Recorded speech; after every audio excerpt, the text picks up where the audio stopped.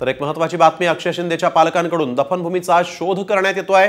अक्षयचे आई वडील अंबरनाथ हिंदू स्मशानभूमीमध्ये पोहोचले आहेत। अंबरनाथ स्मशानभूमीतील जागेवर विचारविनिमय सध्या सुरू आहे।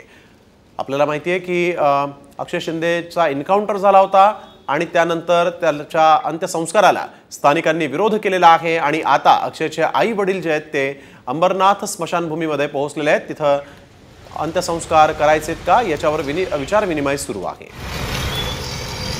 आता उभा आहे अंबरनाथच्या दफनभूमीमध्ये, जी हिंदू स्मशानभूमी बोलली जाते।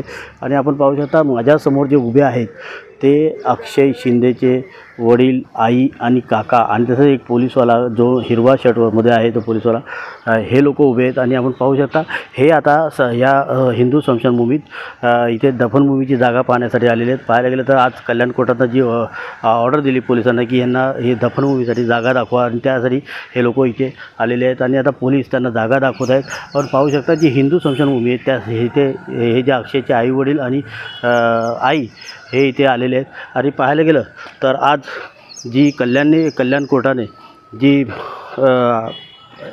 पोलिसांना आदेश दिले होते की यांना दफनभूमी दाखवा आणि त्यानंतर आता हिंदू स्मशानभूमीत कुठे दफन करायचं ह्यासाठी अक्षयचे आई वडील तसेच काका हे अंबरनाथच्या हिंदू स्मशानभूमी जी आहे तिथे दफनभूमी बघण्यासाठी इथे पोचलेले आहेत।